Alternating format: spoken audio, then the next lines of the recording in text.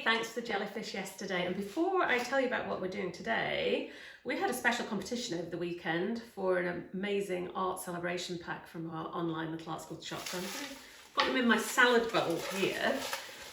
Give it a good old shake around. Da, da, da. Looking up, looking up, looking up. And the winner is, it's Nicola Winston, who I believe has 2 children who come to the Little Art School. So I hope it's who I think it is, but congratulations, Nicola. Hope the kids absolutely love the present. So on to today's daily draw. We are going to be doing a trip to the seaside with a bucket and spade. So let's get drawing.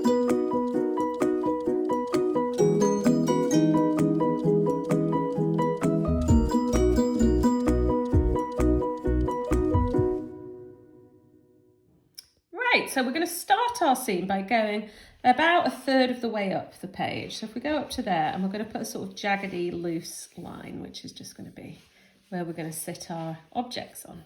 So we've got there that little line. And then coming in here, let's start our drawing off with just a couple of straight lines, which will form our bucket. So it's just 2 lines coming in slightly. And you can see how loosely I'm holding this pencil. Keep your bed pencil grip really loose.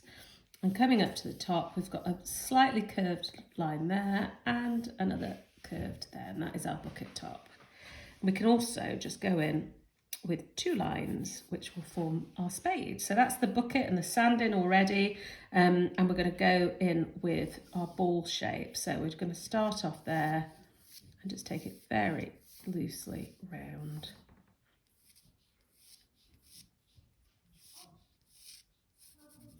About there. So you can see I kept my pencil grip really loose. I was really drawing that from my shoulder then, really keeping that very nice and loose for a circle. And then here, this is going to be what's going to be the centre of the ball there, where it here, and then we'll take the little stripes off at the next one. So if you pause, just get those basic shapes in, think about where you want them on the page, and then we'll come on to the second step.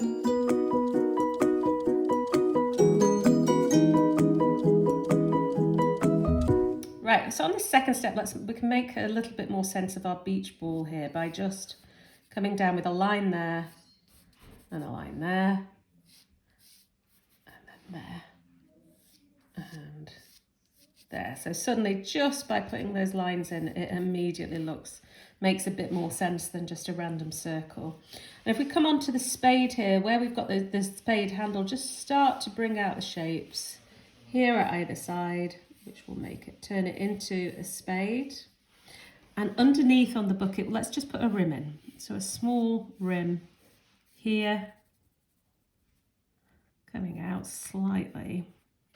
And we're going to put a handle on there. So if you just, at each side, we've just got a square and then a rectangle. So square and a rectangle. So that's us starting to build the picture up. So if you just pause and do those steps.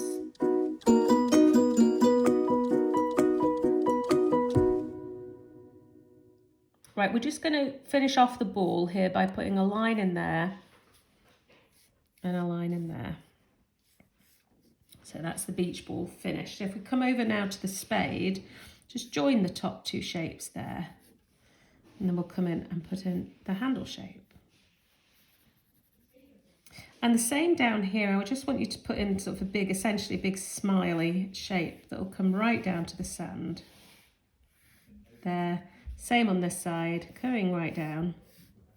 And think about it being a bit thicker there and then thinner coming in. There we go. And if you come up just above here, we're going to put a line joining. There, and that will be our top of our sand. And we're going to finish off this picture with a lovely starfish. So when you pause it, you'll be able to see this shape of the starfish here, and it is essentially just 5 little things coming through, and this one is quite flat, coming like that. All it is with all drawings is a series of shapes. It really doesn't matter how complex it is. I look at some of the most complex paintings things like hoppers, nighthawks. And what they are when you split them up is just lots of shapes. We've had so many messages from parents who've never been able to draw saying, I've been doing your daily draws and now I'm starting to see improvements. That's all it is, practice and shapes. So that's our scene. You can now go off and colour it or stick with us, and we're going to show you a few different techniques using watercolour pencils.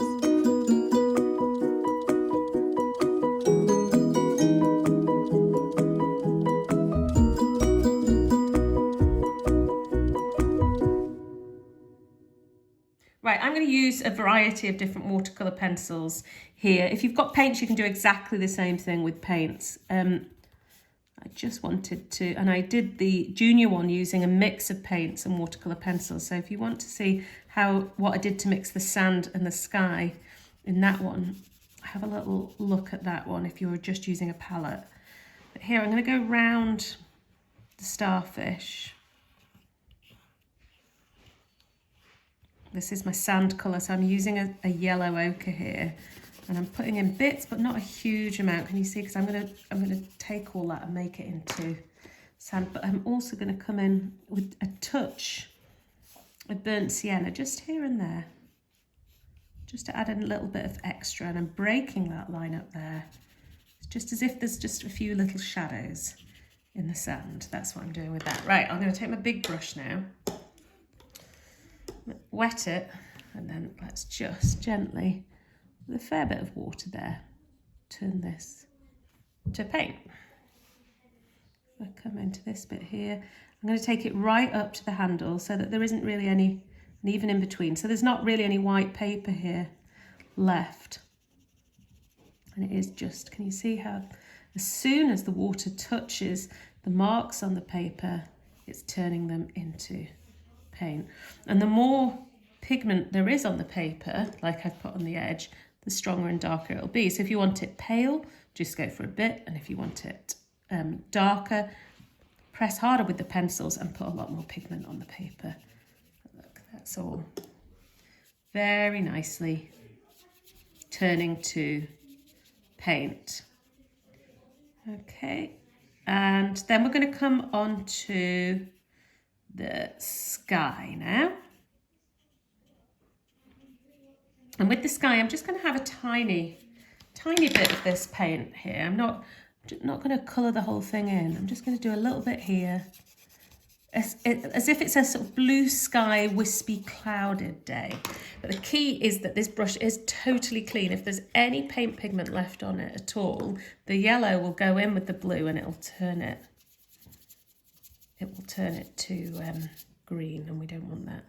So that's us creating a really nice, very subtle watercolour sky, just using a little bit of blue.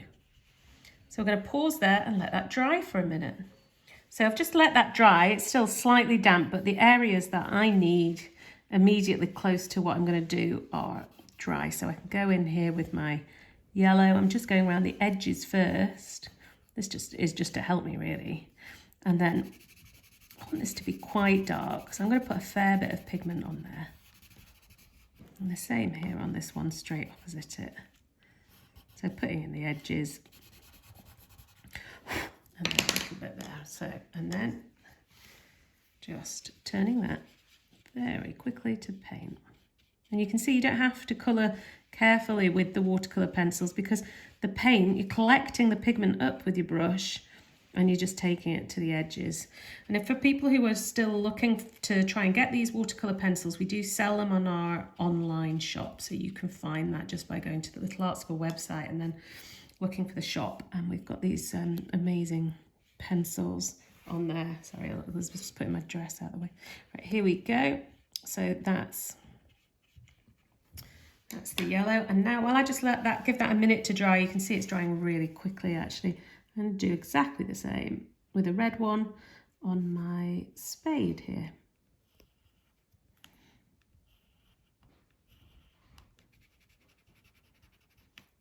I want to put quite a bit there so that really shows up nice and strongly.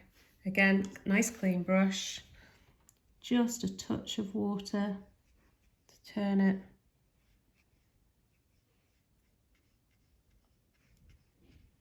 There's our red. So if you come back here now, even just in that brief period of time, the yellow is pretty much dry. So I can do,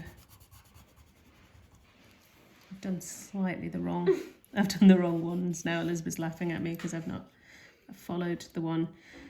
You can do either this one or that one. It doesn't really matter as long as you've got one white, one yellow, one red, or whatever colours you want. You don't have to choose these.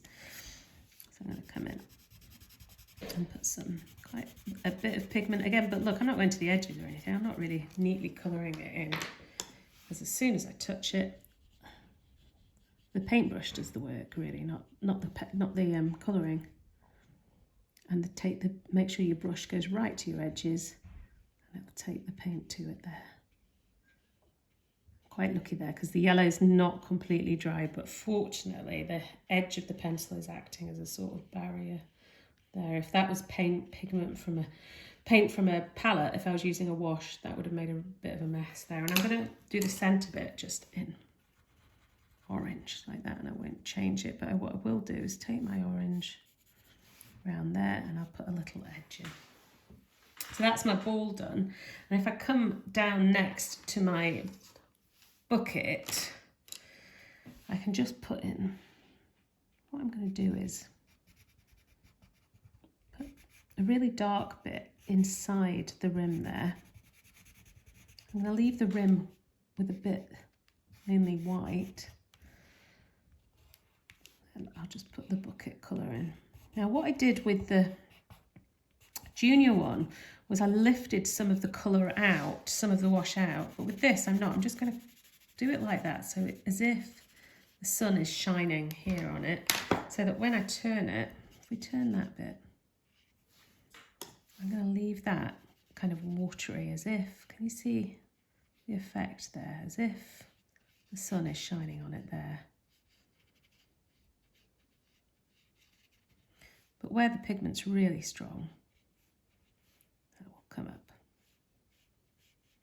Now all I've got left to do is the handle and the starfish. I'm going to do the starfish, but just you can do the handle in whatever colour you choose. On the picture it's yellow, but there's quite a fair bit of yellow in here, so maybe you did use a green or whatever colour you want. Elizabeth and I did have a discussion about what colour is a starfish, and we decided on orange, but either marine biologists or Octonaut fans out there, do tell us if you think we're wrong. I just have got this memory of seeing a starfish when I was a little girl and it being orange, but I may be wrong.